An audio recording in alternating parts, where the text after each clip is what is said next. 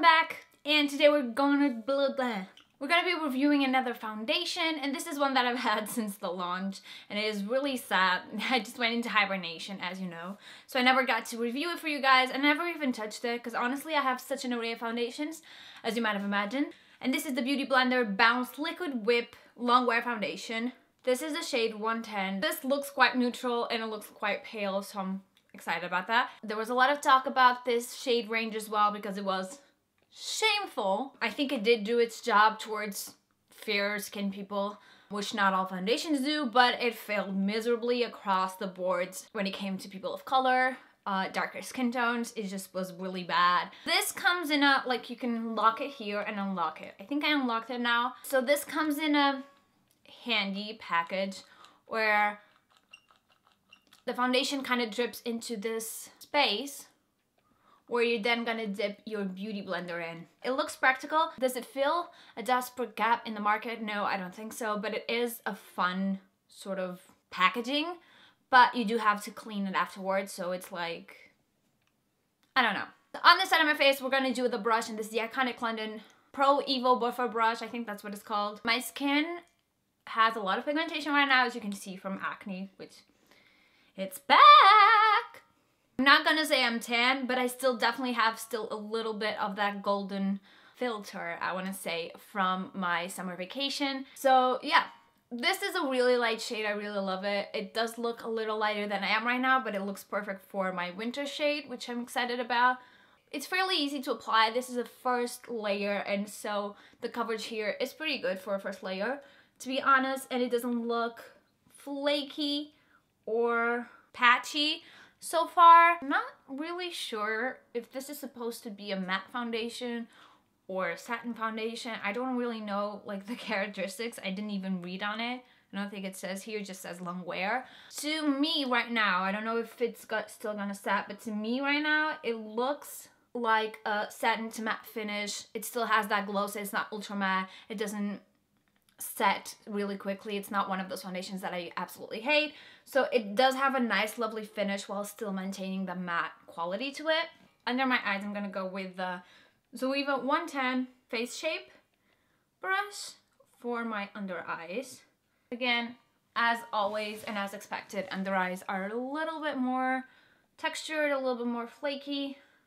I'm also gonna go on top of my pigmentation just a little bit more, and honestly builds up nicely. I do believe this goes to full coverage and it doesn't look cakey or messy. Okay, beauty blender on this side. My beauty blender's broken. My dog chewed up all my blenders, so there were like 5 of them, all brand new, so I'm not gonna get more. Honestly, I'm just gonna use them up. As expected, the coverage is not as good as the brush side on a first layer. Let's see if we can build it up. But at the same time, the finish is a little bit better. I mean, the brush side isn't too bad, but there's definitely more like blending and sinking into skin here. Let me just see if I can build up here on the pigmentation. I believe so. This might be a little tiny sheerer than this side, but not too noticeable, and I definitely be comfortable wearing this. Honestly, under eye, it's not that much better than the brush side. It's just maybe not the type of formula that would suit my super dry under eyes. Really digging this, really liking this. I feel like foundation has come so far, whereas it's rare that I hate a foundation nowadays. As you know, foundations for fair skin tend to be more chalky and more on the pasty, cakey side, and so I feel like they have come such a long way. Stop licking your balls for 1 second. Hey! I don't think I'm gonna powder this, honestly, because I'm loving it. I think if I were to wear this daily, I would just powder my T-zone and under eyes. But as it is for a review, I only powder if I think they're really, really oily and they're gonna slide off. This I don't think is that case, and so I'm just gonna let it be, not powdering. I'm gonna do the rest of my makeup, but first I'm gonna do a little bit up close so you can see the texture. So here we have the brush side, and as you can see, it's pretty flawless, pretty seamless. And the coverage is bomb. I only went twice, and I feel like it built up really nicely. It doesn't look cakey. It doesn't look patchy. It's not grabbing onto any texture, not making my pores look huge. And I really love this glow here. Under eye, it's a little bit more challenging, but still not too bad. as you can see, there's a little bit more redness showing through. It's harder to build up with the Beauty Blender. I wouldn't mind wearing this daily, but again, the brush is the higher coverage side. Under eyes is just bad every which way, so I'm gonna try to make the best of it. Okay, so I just finished my makeup, and today I am using the Deck of Scarlet palette, edition number 11, which is November and December. Link to shop this is below in the description box, but I do have a short tutorial with it, so check it out. And it's really great. I love the Deck of Scarlet palettes because they are really pigmented, and also you can do a whole look with it. It's the first time I think that I've actually used all of the shadows. I usually just use 2, but yeah, I've created a really dramatic look. It also comes this month with a glitter liner, which you can use as a liner or as a topper on your shadow. I use it as a topper. Called for my most dramatic lashes, but these are so heavy. Honestly, I don't know. I could never wear these daily. I love them for like super dramatic looks, but I'm in awe of the people who can use this daily because they're like super heavy. And also this yellow right here is just so me. I just could not look at this palette and not use the yellow because the yellow is popping, and it's really pigmented as well, and yellows are really hard to find really pigmented. Anyway, I'm talking too much, but foundation wise, it has sat down a little bit matter than it was before, and so I feel like it's not matte, ultra matte, but it is matte. It's not overly drying. I'm not feeling any tightening sensation or anything, but again, I did not powder. It didn't wash away with the swirling of the blush brush or highlighter brush, which is amazing. I feel like it stood still, and the coverage is still there. And so I'm excited to see how this fans out. See you in a bit.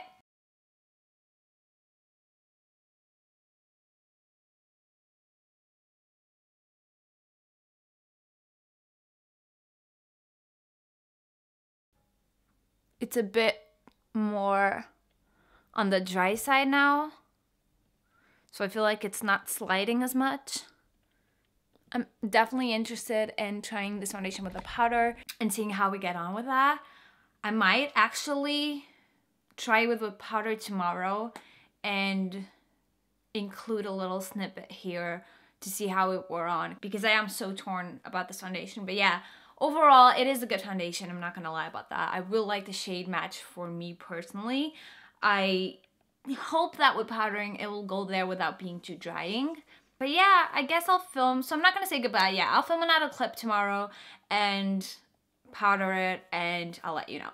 I powdered today, so I didn't do that full 8 hours because I just wanted to see sort of like how it would behave with the powder, and it definitely held on a lot better. It didn't move around as much, but with the powder, with my regular powder, it did feel a little bit tightening in the first hour or 2. So for maybe skins that aren't as dehydrated as mine, they would really love this.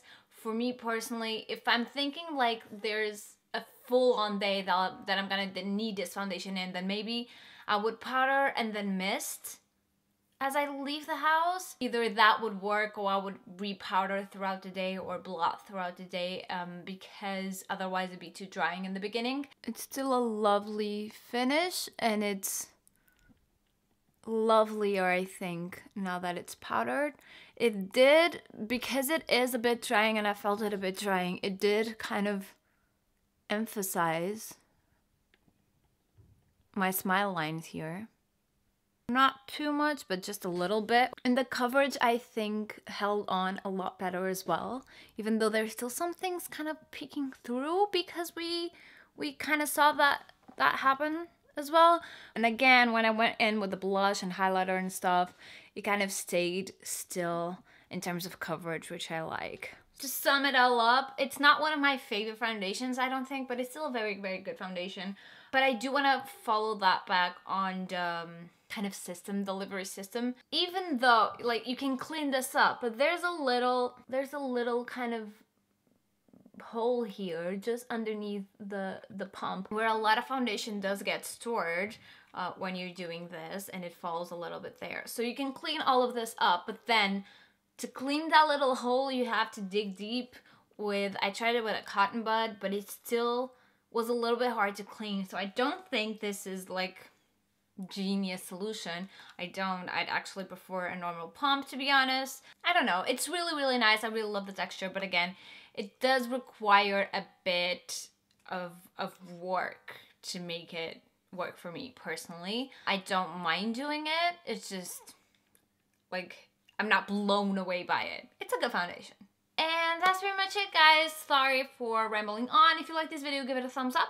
Subscribe to the channel, and don't forget to click the little bell button so you know every single time I'm uploading. I'm feeling really, really horrible with my uploads, so excuse me, but you know, I'll see you when I see you.